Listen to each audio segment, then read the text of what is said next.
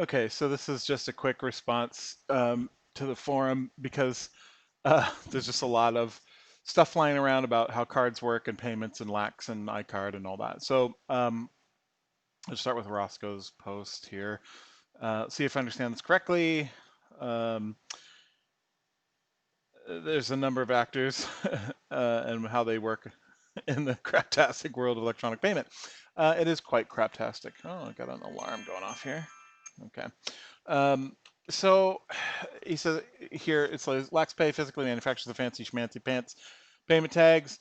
Yeah, they grab a blank chip and encase it in something. So, I mean, basically what happens, I mean, I'll just go through these iCard programs. No, no, no. So, in the world of payment, there are card manufacturers, and a card manufacturer will obtain the chip, the certified hardware chip. The certified payment applications are usually on that chip already. MasterCard and Visa do not make their own payment applets. They have a book that's like this thick about how to conform to their EMV specified payment application requirements. And then companies make these Java card payment applets that run on the certified hardware. And then usually that's licensed out by attaching that payment applet cost, the license cost, to the chip hardware purchase. So a card manufacturer will typically just buy a chip with the payment application loaded on already. But it needs to be provisioned. It means like keys and everything need to be loaded on there. And then it needs to be personalized. And personalized means putting customer data on. So those two things, personalization and provisioning, need to happen in a secure environment according to EMV specifications. And that means you cannot do it in the field, which is why you can't update a credit card. It has to be thrown away in a new chip because it's all security requirements. Um, the the way that it works is the card manufacturer will buy that chip and make the card, whatever it is, and then a bank they'll say, yeah, bank, we you have a million customers, we can handle your card manufacturing, and then they'll emboss the card and get a special um, file from the bank, and then that will have all the customer data for 100,000, a million, however many cards they're making, and then that goes into the cards and they get mailed out and everything from the card manufacturer. So the programming that goes into them, the applications handle the back and forth with the terminal, but the personalization data holds the PAN, the personal account number, and all of that of the person. In the case of Lax and other these kind of new systems, new cards and everything, they don't personalize in that same way. They do personalize them. They get a credit card number from Mastercard or Visa, whatever platform they're operating on, and then they apply that to that's the PAN. The personal account number is the credit card number essentially. They apply it to the chip and everything, but there's no person's name. So like on the track data, on the old magnetic swipe, you have track data, and then that track data contains the customer name and all that stuff. That's gone away now on contactless. It used to be there, but now it's gone because security issues. You don't want to have someone tapping around and getting people's names and whatnot. So with that kind of change, they've kind of opened the door a little bit to these kinds of solutions like Lax. And so what they do is they are a card manufacturer with no bank associated. So they will make these cards. They will have a process in the back end. So there's banks, the network, MasterCard or Visa, whatever they're operating on, processors, other merchant banks, there's other layers in between so that when you go to the terminal, you present your thing, it goes to the processor, they unpack everything. What's this account number? What does that mean? Where's the bank? All that stuff. They make it happen. So what Lax is doing is they're saying, well, we're gonna make these cards and put them out in the with all the personal information, the credit card number, the expiration date, all of that stuff, all programmed in, but no customer name. And then it just operates that way. No customer name is associated. So what you get is a code, an activation code, and then you can just associate that with a bank. And what happens is that association is held at the processor level, essentially. It's kind of like a halfway tokenization. So the card itself, the device, still has an expiration like any other card and everything. It expires and you have to throw it away.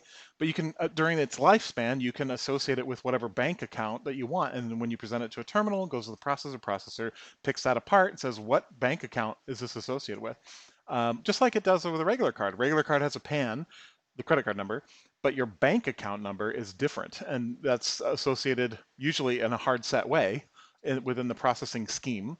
But Lax is just simply saying we're going to abstract that a little bit and let you point it at wherever you want to, so that if it's pointed at this bank account and you process a transaction, it'll go and decode, figure out what bank account, just like do a database lookup and go, okay, that bank had pulled the money and sent it to the merchant. So it's kind of a cool thing, but it's not true tokenization like what's happening with Apple Pay, for example, or Google Pay or Samsung Wallet or those things. So um, it still expires, and implants made with these chips will have to expire, but there is a little bit of flexibility with how you can use them during that lifespan. To address the question about expiration date, I know there's been some talk about manufacturing cards with those extended expiration dates, but um, the way the processing works and the way that everything works, in theory, you could do that. You could make a chip or whatever that doesn't expire until 2099. However, um, if that gets out, if Lax does that or any other place does that, and then that word gets out and MasterCard or Visa or whatever the network is operating on, and I believe these are MasterCard, gets wind of it, it will put Lax or whoever did that in a serious state of jeopardy. They might get kicked off the network because EMV regulations and standards require that. I guess like only maybe a few years ago, it was that you had a 4-year max, and then they bumped it up. You are in theory able to, with permission from MasterCard and everybody involved, you're able to set it to 9 years maximum, but that's the maximum. If they set it to 2099, they're in violation of that, and a very real risk of being that card, and definitely that card number getting deactivated immediately, and then probably um, problems would come down the pipe for whoever that account number was associated with, which of course MasterCard knows immediately. So if you were to get a card like that put through, somehow made, and then did a transaction with it, from the moment you did the transaction, I think that would probably start a chain reaction that would eventually get that card deactivated and whoever made it in some serious shit. So um, while it's technically possible, I don't think it's probably a good idea to do that. Um, and it definitely would not be a good idea from the perspective of a community that wants to leverage these cards in a way that we can while we're unable to produce a legitimate payment implant with true tokenization.